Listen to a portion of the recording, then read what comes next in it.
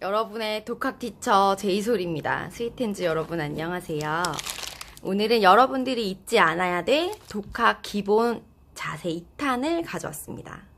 먼저 지난번 영상은 다 보셨을 거라고 예상하면서 부족했던 기초 기법을 추가로 더 알려드릴게요. 첫 번째 기초 기법입니다. 리본 붙이기. 저는 이 앙금의 띠를 리본이라고 표현할게요. 일단 기둥을 먼저 튼튼하게 세워주시고요.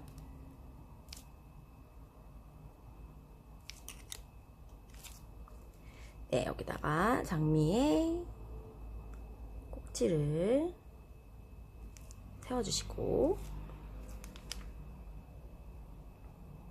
속지까지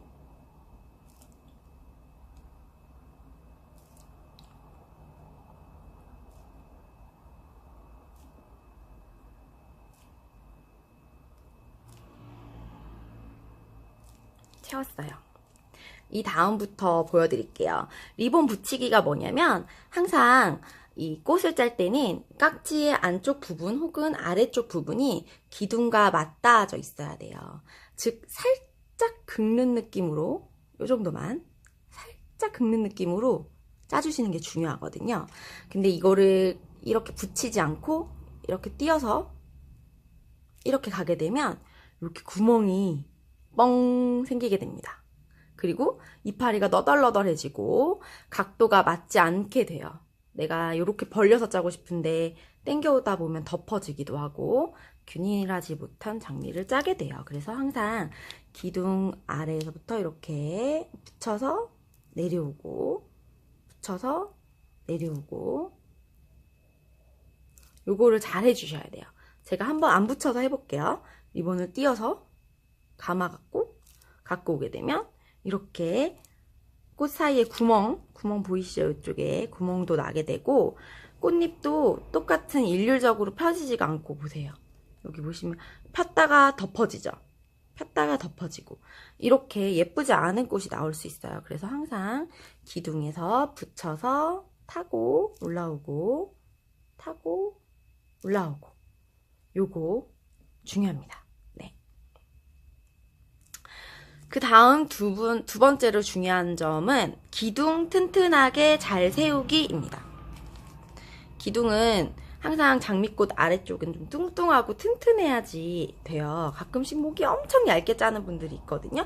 그러면 장미가 휘청휘청 거려가지고 나중에 툭 떨어지고 어레인지 할 때도 튼튼하게 서 있지 못하기 때문에 뚱뚱한 아이는 자를 수 있지만 얇은 아이는 계속 보충하면서 해줘야겠죠. 그래서 목이 너무 얇다면 중간중간에 계속 보충을 하면서 짜셔야 됩니다. 그리고 세 번째 저는 나름대로 되게 중요하다고 생각하는 부분인데요. 아래에서 위로 파이핑하기. 이걸 이렇게 바닥에서부터 파이핑 안 해도 돼요. 다른 선생님들 보면 이렇게 옆으로 하시기도 하거든요. 그런데 너무 옆면만 두르시면 안 돼요. 예를 들면 저 같은 경우에는 이렇게 파이핑을 하는데요. 어떤 분들이 이렇게 해요.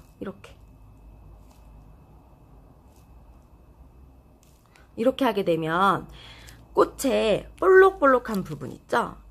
요 부분, 여기 쏙쏙 들어가는 부분이 없어지고 이렇게 일자로 목도리 도마뱀 두르듯이 이렇게 빙그르르 둘러지게 돼요. 이렇게. 차이점 위랑 아랫단 보이시죠? 이렇게 볼록한 꽃잎이 돼야 되는데 이게 일자로 이렇게 둘러지게 돼요. 그러면 자연스럽게 목이 얇아져요. 그러면 장미가 쓰러지게 되고 그리고 윗면이 너무 예쁘지 않게 되거든요. 이 윗면의 차이는 비포 애프터는 제가 사진으로 보여드리도록 하겠습니다. 그래서 요거를 잘 지켜서 첫 번째 리본을 깍지 뚱뚱한 쪽은 항상 기둥을 붙여서 리본을 짜주시고요. 두 번째, 기둥이 너무 얇다면 중간중간에 한 번씩 기둥을 채우면서 짜주시고요. 세 번째, 아래에서 위로 충분히 올려서 짜주셔야 각도가 예쁘게 살아납니다. 간격이. 그거 사진으로 보여드리도록 할게요. 요거 3개 오늘 명심해서 꽃짜기 해볼게요.